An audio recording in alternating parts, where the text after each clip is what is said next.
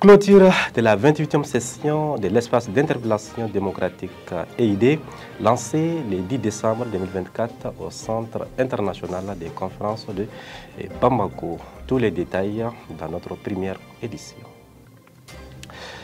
La vente des friperies est devenue une source importante de revenus pour certaines vendeuses à Bamako. On en parlera également.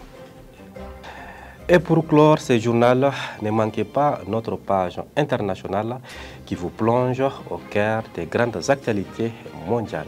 Voici les grandes lignes dans un instant pour les détails.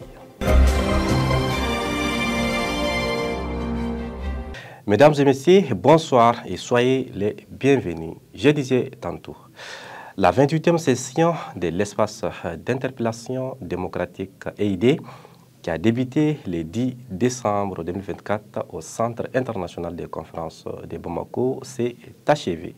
Cette année, 554 dossiers ont été examinés portant principalement sur les questions foncières et judiciaires.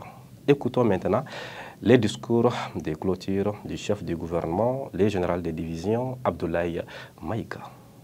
De constater avec fierté que le jury d'honneur de la 28e session, à l'instar des 3 dernières années, est composé de femmes et d'hommes de grande notoriété ayant assumé de hautes fonctions dans notre pays.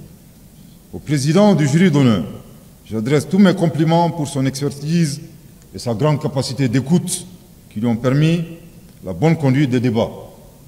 Que les membres du jury d'honneur, qui dans la patience et la sérénité ont accompagné le président dans la conduite des travaux, trouvent ici l'expression des hommages des autorités de la transition et la gratitude du peuple malien.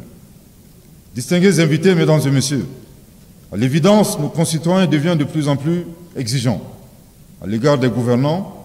À cet effet, je puis vous rassurer que le gouvernement mettra tout en œuvre pour bâtir une administration moderne et transparente au service des usagers et qui s'acquitte de ses missions avec professionnalisme, dans le respect des principes d'une gouvernance vertueuse et exemplaire. L'enjeu est de taille puisqu'il s'agit de conforter davantage la puissance publique d'une part et de rétablir la confiance entre l'État et la population d'autre part, par l'instauration irréversible d'une culture de bonne gouvernance. C'est dans cette dynamique que le gouvernement poursuit la mise en œuvre des chantiers majeurs dans le cadre de la refondation de l'État, sachant que toutes ces réformes ne peuvent prospérer que dans un climat de paix et de sécurité auquel aspire fortement notre peuple.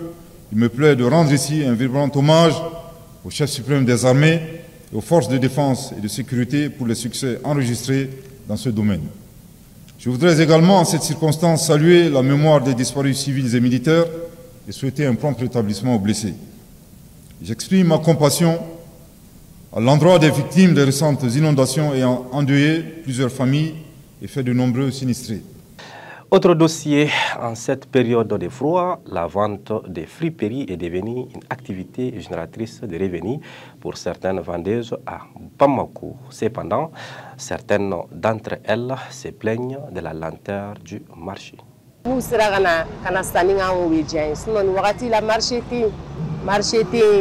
Sani yɛrɛ de tɛ yen u b'a fɔ fantanya de bɛ jamana kɔnɔ an bɛ ala de deli ala ka jisuma k'u fura la walasa sanni ka se ka kɛ sinon ni sanni jɛra denbayatigiw dayirimɛ bɛ nin de la a bɛ ɲɛnabɔ wa.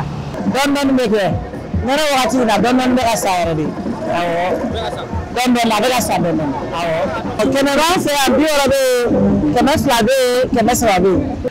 À présent, faisons un tour à l'extérieur du pays avant de boucler ce journal. Djeneba Kamara pour les décryptages.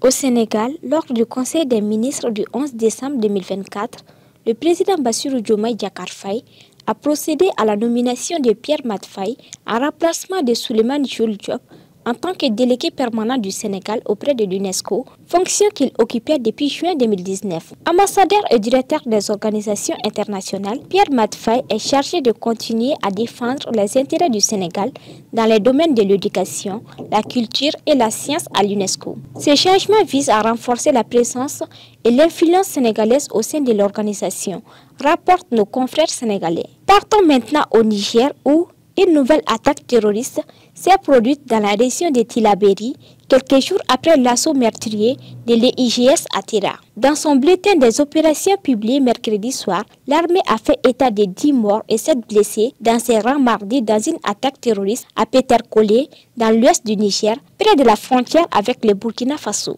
Terminons par le Libéria où le comité exécutif national du principal parti de l'opposition au Libéria, la Coalition pour le changement démocratique CDC, a exclu le vice-président de la Chambre des représentants, Assemblée nationale, Thomas P. Falla, de ses rangs avec effet immédiat. L'exclusion de Thomas P. Falla du CDC a été officialisée dans une déclaration publiée le mercredi 11 décembre à Morovia par Jaka Kowo, le président national du parti. Cette sanction fait suite aux recommandations du Comité national de discipline du parti et s'aligne sur l'engagement du CDC en faveur de la discipline, de l'unité et du respect de ses principes fondamentaux.